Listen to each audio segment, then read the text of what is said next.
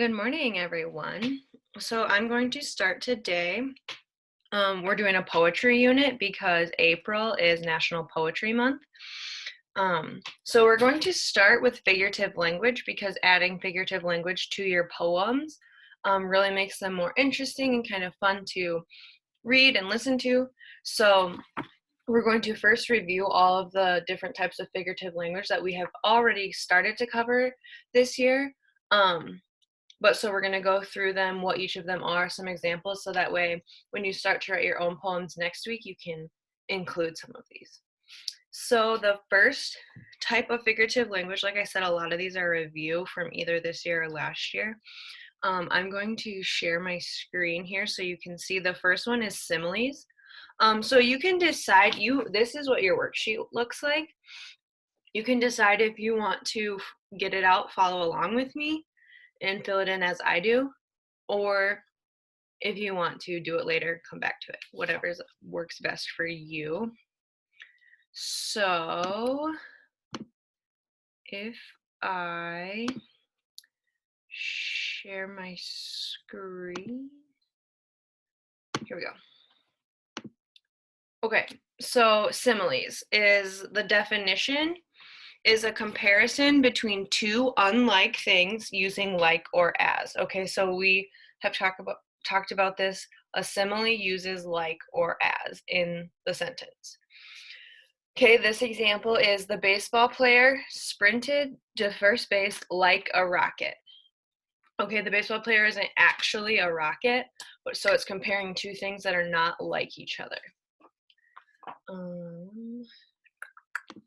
Okay, so I have this chart here. I'm going to fill it out if I can. There. Okay, so similes up here. Definition. Comparison between two unlike things using like or as.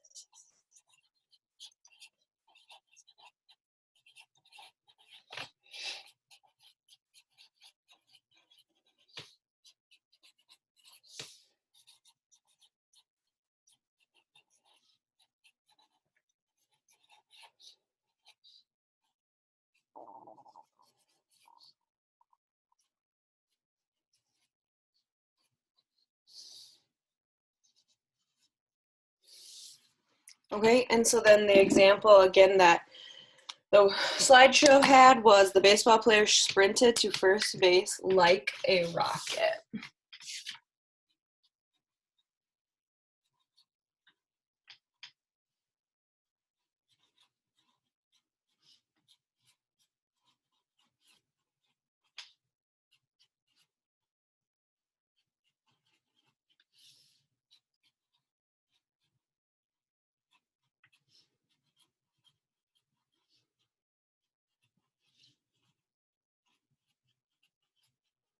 Again, like, the word like in there tells us that that's a simile. Another one using as, the comedian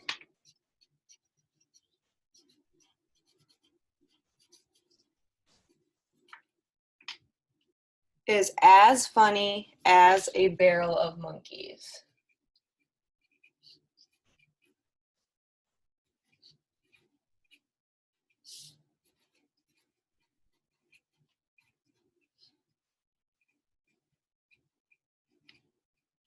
As funny as. Okay, and then the last example that I came up with, I thought kind of was relative to right now, was the siblings fought like cats and dogs. So a lot of you are probably experiencing that right now.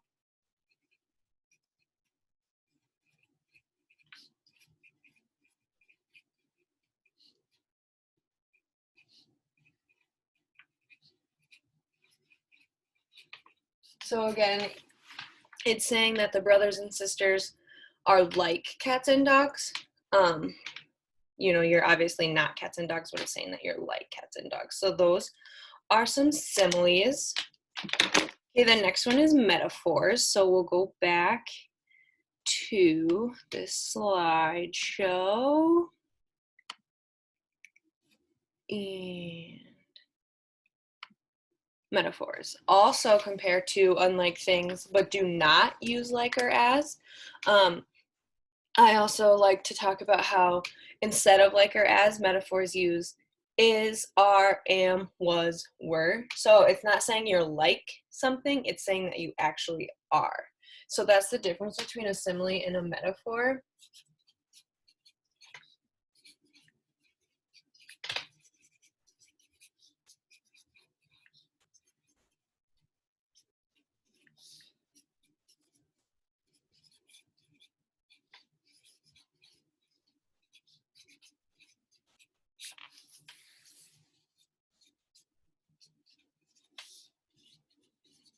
So like I said, it often uses are, am, is, was, were. So whether it's plural or singular, it depends on if it's which word you're using. This example is the baseball player was a rocket sprinting to first base. So not was like a rocket, was a rocket. Okay, we'll do some more examples in a second here, but here's an example of how this person, Emily Dickinson, used a metaphor in her poetry. Hope is the thing with feathers that perches you in the soul and sings the tune without all the words and never stops at all. So hope is the thing with feathers, and that's the metaphor there. So the example that we first read, or here's an example. The solution was a Band-Aid for the large problem. So the solution wasn't going to be a long-term solution, so it was just like a Band-Aid for a large problem, but it was a Band-Aid.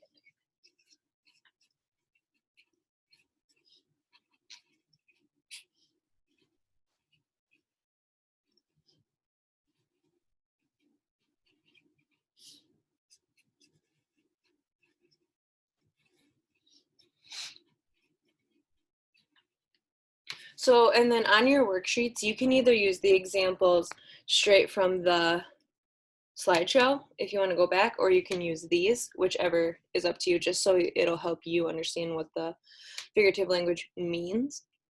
So another one, America is a melting pot.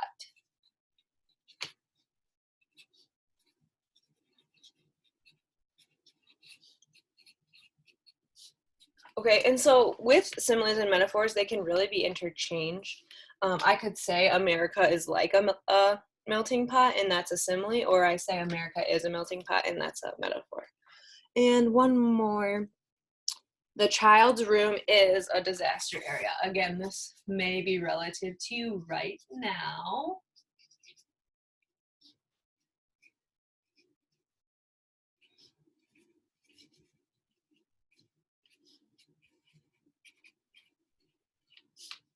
Okay, the child's room is a disaster zone. Another one would be the stars were flashlights in the sky. Just things like that you're comparing two things that are not exactly alike, but you're making them seem like each other. Okay, the next figurative language is alliteration. So we'll go to that. So alliteration is the repetition of the first consonant sounds in neighboring words. Okay, so it says neighboring because it doesn't have to be right next to each other. And also, it's not just the first letter, because sometimes it could be like the sh sound or dr, something like that. So it doesn't have to just be one letter. It can be the whole sound that's repeated or just one letter. And again, they don't have to be right next to each other through the whole sentence. So this example, the drooling, daring dog stole food from the table. And another misconception is that the entire sentence has to be, like a lot of tongue twisters that we hear the entire sentences, like Sally sold seashells by the seashore, or Peter Piper picked a peck of pickled peppers. They do not, every single word doesn't have to be the same letter. So the second example, Darren decides to do his dreaded homework after school. So if you can see there's 1, 2, 3, 4 in the sentence, and there's breaks in between some of them. An example of how it's used in poetry. She walks in beauty like the night of cloudless climes and starry skies. All that's best of dark and bright meet in her aspect in her eyes, thus mellowed to that tender light which heaven to gaudy day denies. So this isn't even a lot. It's just subtle, and there's multiple alliterations. So back to this poster. So again, the definition of an alliteration is the repetition of the first consonant sounds in neighboring words.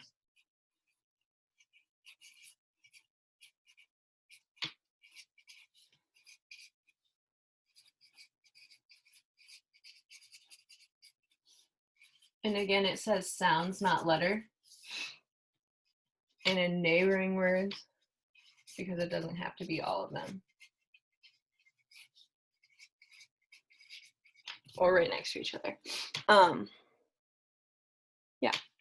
Okay, so an example that I came up with: sheep should sleep in a shed.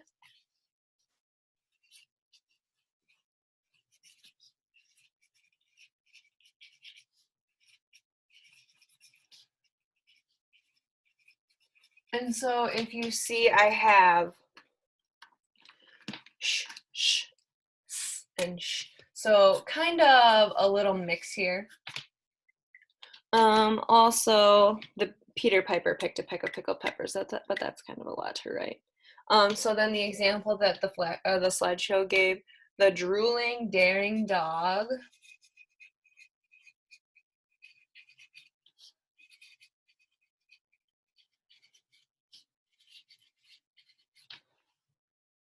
stole food from the table.